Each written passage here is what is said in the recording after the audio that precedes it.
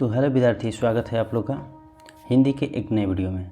तो चलिए विद्यार्थी, आज हम लोग स्टार्ट करने वाले हैं हिंदी कविता जो लोग पढ़ रहे थे हम लोग, और पढ़ रहे थे क्या, सभी कविता लगभग समाप्त के कगार पर है। अब एक या दो चैप्टर और बचा है तो उसको आज देखेंगे। तो आज देखने वाले हैं जीवनानंद दास की लौट कर आऊँगा फिर। ठीक है, लौट कर आऊँगा फिर, जो कि जीवनानंद दास लिखे हैं और ये बंगाल के रहने वाले हैं। लौट कर आऊँगा फिर का तात्पर्य यह है कि उन्होंने कह रहे हैं कि यानी कि जो मैं बंगाल में जन्म लिया हूँ या जन्म हुआ है मेरा, तो फिर से मैं बंगाल में आऊँगा, इस कविता के माध्यम से बता रहे हैं। ठीक है, तो चलिए इनको बहुत अच्छे तरह से इस कविता का भावार्थ हम लोग समझेंगे। इससे पहले अगर आप लोग नए हैं तो कृपया चैनल को यहाँ से सब्सक्राइब कर लीजिएगा। ठीक है, नए हैं तो चैनल को सब्सक्राइब कर लीजिएगा, क्योंकि यहाँ पर लगातार वीडियो आप लोगों को क्लास 10 के मिलते रहेंगे। ठीक है, तो आप वीडियो को सब्सक्राइब कर लीजिएगा, लाइक शेयर और करते रहिएगा। ठीक है, अपने दोस्त मित्रों के पास। और सबसे पहले हम लोग अब पढ़ेंगे जीवनानंद दास के, जो कि इस कविता को लिखेंगे लौट कर आऊँगा फिर, उसकी जीवनी, उसके बाद उन कविता के भावार्थ की ओर चलेंगे। ठीक है, एक चीज़ और कहना चाहेंगे कि आप कॉपी और पेन लेकर भी बैठिएगा, क्योंकि जो भी हम भावार्थ बोलेंगे आप लोग नोट डाउन कर लीजिएगा। ठीक है, इससे ये होगा कि आप अगर एक बार सुन लेते हैं और एक बार देख भी लेते हैं या एक बार पढ़ लेते हैं उसको लिखने के बाद, तो आप लोग अच्छी तरह से इस पर पकड़ हो जाएगा। और आप कोई भी भावार्थ लिखने को है, चाहे इससे रिलेटेड जो भी प्रश्न है उनको आप अच्छी तरह से बना पाइएगा। ठीक है, और जैसे हिंदी का जो काव्य खंड है उस समाप्त होता है तो हिंदी का पूरा संपूर्ण वीडियो एक आएगा, जो कि लेखक से रिलेटेड होगा और जो पाठ आपका है उससे रिलेटेड होगा। इसके बाद एक संपूर्ण वीडियो आएगा जो कि आपका गद्य खंड, पद खंड जो भी है इससे, इसके बाद व्याकरण, पूरा संपूर्ण वीडियो हम लेकर आएंगे। ठीक है, तो चैनल के साथ जुड़ जाइए और ज़्यादा देर ना करते हुए अपने टॉपिक की ओर चलते हैं। तो चलिए, टॉपिक स्टार्ट करने से पहले हर दिन की बात ही आज भी एक मोटिवेशन कोट के साथ शुरुआत होगा। तो आज का मोटिवेशन कोट है कि हार तो वो सबक है, हार तो क्या है, वो सबक है जो आपको बेहतर होने का मौका देती है। देखिए, हार से घबराना नहीं है, ये नहीं सोचना है कि हम हार जाएंगे, मेरा नंबर कम आएगा, इतना ये तो फिर डीमोटिवेटिंग हो गया। ठीक है, तो आप मोटिवेट रहिए अपने आप से। ठीक है, और हार एक सबक है, हारना कोई ज़्यादा तो बात नहीं है, हार एक सबक है, हार को स्वीकार कीजिए, तब इसके बाद लगिए, आप ज़रूर सफल होइएगा, आप अच्छे नंबरों से प्राप्त कीजिएगा। ठीक है, पास कीजिएगा। चलिए स्टार्ट करते हैं उनकी जीवनी को। तो उनकी जीवनी है जीवनानंद दास की जीवनी। विस्तार से पढ़ेंगे, पूरा अच्छी तरह से इसको समझेंगे और इसके बाद इसकी भावार्थ लिखने की प्रयास करेंगे। हम एक बार समझाने की कोशिश करेंगे, इसके बाद एक बार भावार्थ बोलेंगे। ठीक है, चलिए विद्यार्थी, तो स्टार्ट करते हैं। विद्यार्थी, आप लोग जानते हैं कि जीवनानंद दास महाराज जो हैं ये हैं बंगाल के, इनका जन्म बंगाल में हुआ है और ये बंगाल के रहने वाले हैं। और जब भी इनकी मृत्यु होती है, यानी कि मृत्यु के कगार पर होते हैं, तो अपने ये रचना करते हैं, एक रचना में लिखते हैं कि फिर लौट कर, यानी कि लौट कर आऊँगा फिर। कहाँ की बात कर रहे हैं? बंगाल में। वो सब बंगाल के जितने भी थे, कभी पंछी बनकर, तो कभी नदी बनकर, तो कभी हंस बनकर, ये सब अपने रचना के माध्यम से बताने का प्रयास करें। ठीक है, चलिए। तो बंगला के सर्वाधिक सम्मानित एवं चर्चित कवियों में से एक जीवनानंद दास जी। इनका जन्म 1899 में हुआ। रविंद्रनाथ टैगोर, जो कि ये भी, जिसको रविंद्रनाथ ठाकुर भी कहा जाता है, इनका भी जन्म बंगाल में हुआ था। ठीक है, तो रविंद्रनाथ टैगोर के बाद बंगला साहित्य में आधुनिक काव्य आंदोलन में जिन लोगों ने योग नेतृत्व प्रदान किया था, उनमें सबसे अधिक प्रभावशाली एवं मौलिक कवि जीवनानंद दास जी।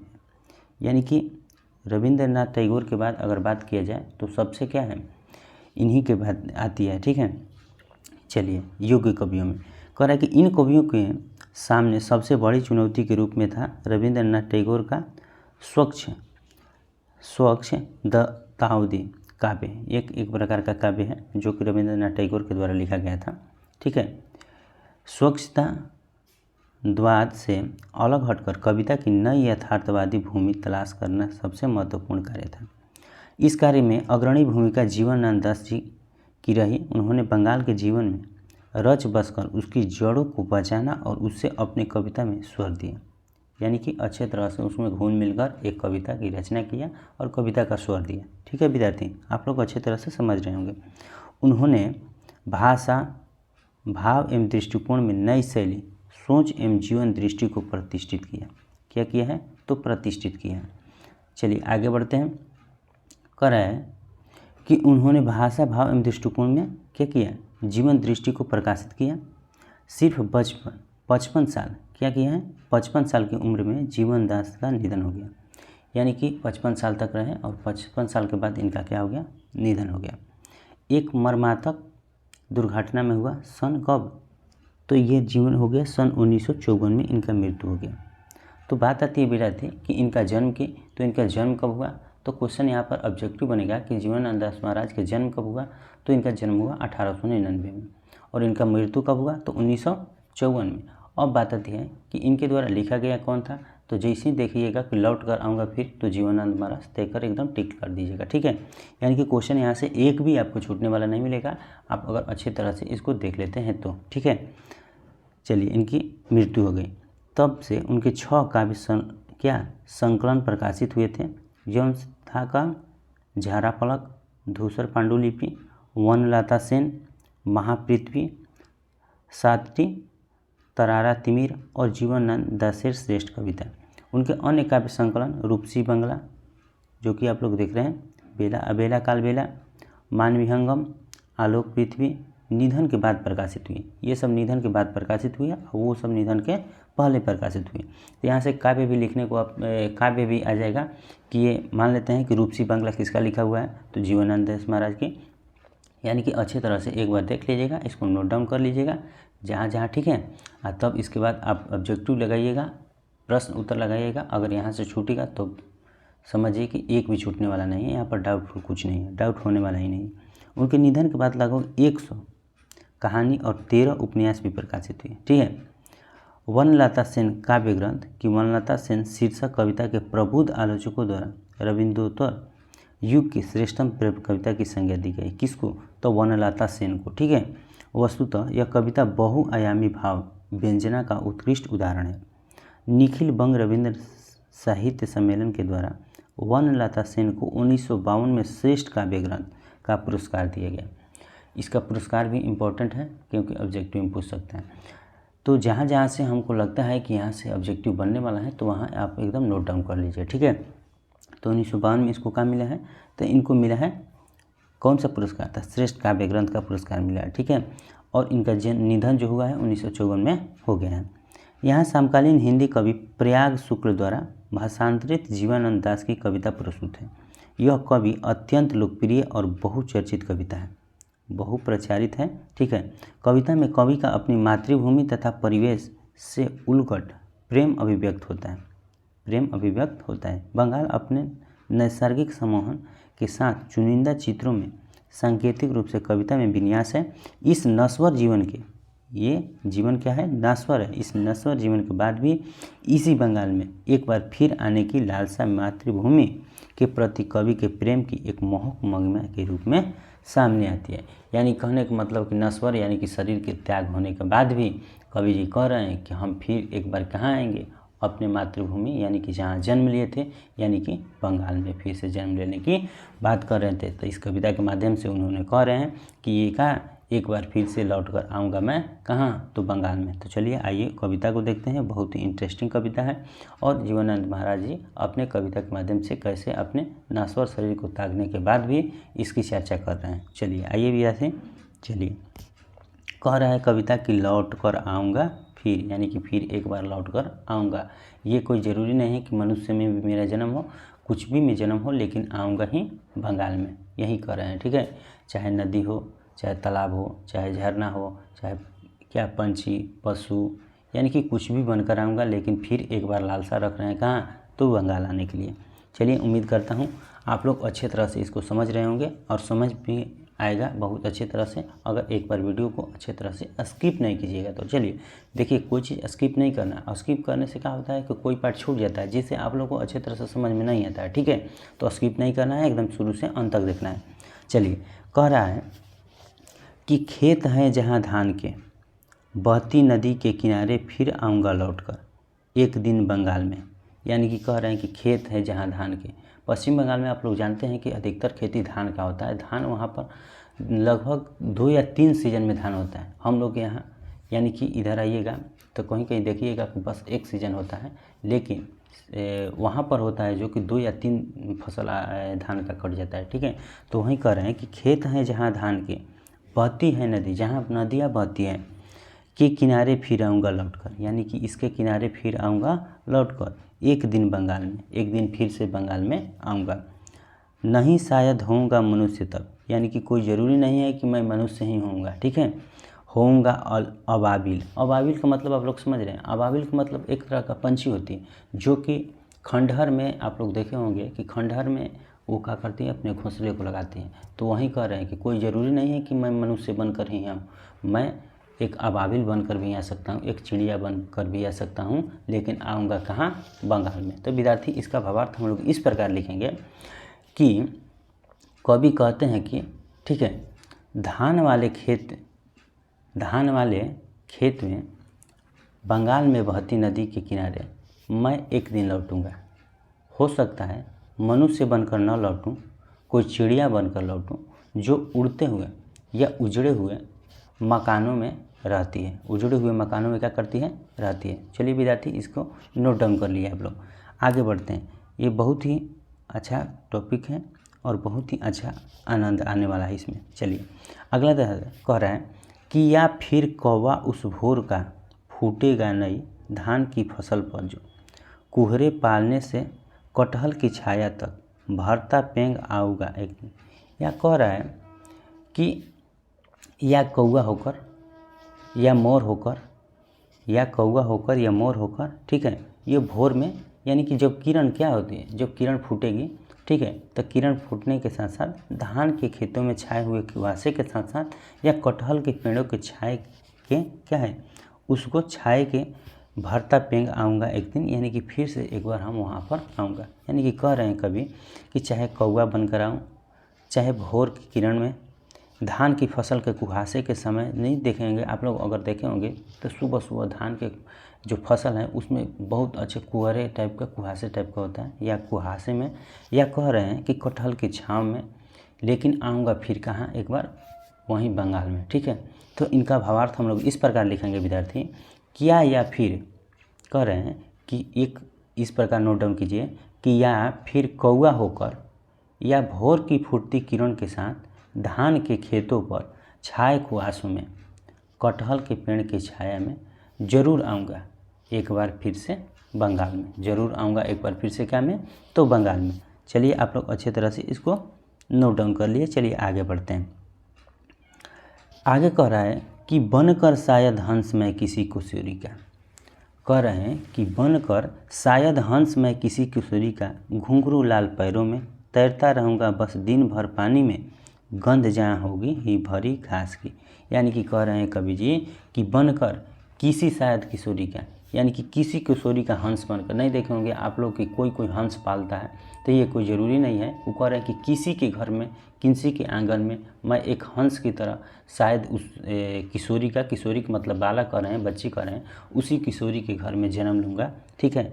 घुंघरू, घुंघरू का मतलब आप लोग जानते हैं कि घुंघरू कैसा होता है, उसकी पैरों में बांध कर, ठीक है, तैरता रहूँगा बस कहाँ, दिन भर, कहाँ, तो पानी में। हंस कहाँ तैरते हैं, तो पानी में तैरते हैं। तो ये कवि जी अपने भाव के माध्यम से कर रहे हैं कि मैं एक दिन आऊँगा, किसी किशोरी के घर में जन्म ले लूँगा और हंस बनकर अपने पैरों में घुंघरू लगाकर दिन भर पानी में तैरूँगा, जहाँ कहाँ गंध होगी भरी घास की, जहाँ भरी घास की गंध होगी, जहाँ घास ही घास होंगे, ठीक है। तो इनका भावार्थ आप लोग इस प्रकार लिखिए कि किसी किशोरी का हंस बनकर, किसी किशोरी का हंस बनकर घुंघरू जैसे लाल लाल पैरों में दिन भर हरी घास की गंध वाली पानी में तैरता रहूँगा, ठीक है। तो चलिए उम्मीद करता हूँ आप लोग अच्छे तरह से नोट डाउन कर लिए होंगे। आगे बढ़ते हैं। कह रहा है कि आऊँगा मैं, नदियाँ मैदान बंगाल के बुलाएंगे, मैं आऊँगा जिसे नदी धोती ही रहती है पानी से, इसे हर सजल किनारे पर। यानी कि कह रहे हैं कि बंगाल की ये मचलती नदियाँ, बंगाल की ये बहती नदियाँ, बंगाल के हरे भरे मैदान, हरे भरे खेत, जो कि जिसे नदियाँ धोती हैं, और ये नदियाँ क्या करेगी, बुलाएगी, और फिर से मैं एक बार बंगाल का करूँगा, आऊँगा। चलिए विद्यार्थी, बहुत ही अच्छा ये कविता है और आप लोग अच्छी तरह से समझ भी रहेंगे, उम्मीद करता हूँ। तो कह रहे हैं कि आऊँगा मैं, नदियाँ मैदान बंगाल के क्या करेंगे, बुलाएंगे और मैं फिर से बंगाल में आऊँगा। जिसे नदी धोती रहती है पानी से, इसी हरे सजल किनारे के हरे खेत, हरे खलिहान, हरे मैदान को, और मैं फिर से वहाँ पर क्या करूँगा, लौटूँगा। तो इनका भावार्थ हम लोग इस प्रकार लिखेंगे कि बंगाल की मचलती नदियाँ, बंगाल के हरे भरे मैदान जिसे नदियाँ धोती हैं, बुलाएंगे और मैं आऊँगा उन्हीं सजल नदियों के तट पर, उन्हीं सजल नदियों के तट पर। चलिए विद्यार्थी आगे बढ़ते हैं। आगे है कि शायद तुम देखोगे शाम की हवा के साथ उड़ते एक उल्लू को, शायद तुम सुनोगे कपास के पेड़ पर उसकी बोली, घासीली ज़मीन पर फेंकेगा मुट्ठी भर भर चावल, शायद कोई बच्चा उबले हुए। कह रहे हैं कि शायद तुम देखोगे शाम के, नहीं देखे होंगे कि शाम के पंछी बहुत सारे होगी उड़ते हुए दिखाई देगी आपको आसपास में, ठीक है। तो वो किस माध्यम से कह रहे हैं कि कवि जी कह रहे हैं कि शायद तुम देखोगे शाम की हवा के साथ, यानी कि शाम की हवा जो बहती है उसके साथ उड़ते हुए किसको, उल्लू को। तो समझ जाना कि वो कहाँ हूँ, मैं ही हूँ, यानी कि उल्लू को भी देखोगे तो समझ जाओ कि उल्लू में भी हम हो सकता हूँ, ठीक है। शायद तुम सुनोगे कपास के, जो कपास होता है, रुई होता है, तो उसके पेड़ों पर उसकी बोली को, या जो उल्लू बोलेगा तो समझ जाना कि आप क्या कर रहे हैं, ये भावना व्यक्त कर रहे हैं, ठीक है। तो वो क्या कर रहे हैं कि चाहे उल्लू के रूप में हो, चाहे हम कपास के पेड़ों पर बैठकर क्या कर रहे हैं, उसकी बोली सुनोगे, चाहे घासीली ज़मीन पर कोई मुट्ठी भर, नहीं देखे होंगे छोटे बच्चे को, जब भी पंछी देखते हैं तो क्या करते हैं कि अपने मुट्ठी में चावल लेते हैं और उस पंछी को घास पर, जैसे ही पंछी घूम रही होती है तो उसको क्या करते हैं कि मुट्ठी भर चावल लेकर फेंकते रहते हैं। तो वही कवि जी कह रहे हैं कि घसीली ज़मीन पर फेंकेगा कोई मुट्ठी भर भर चावल, शायद कोई बच्चा उगले हुए, यानी कि शायद कोई बच्चा हमको क्या करेगा, मुट्ठी भर चावल को क्या करेगा, फेंकेगा, ठीक है।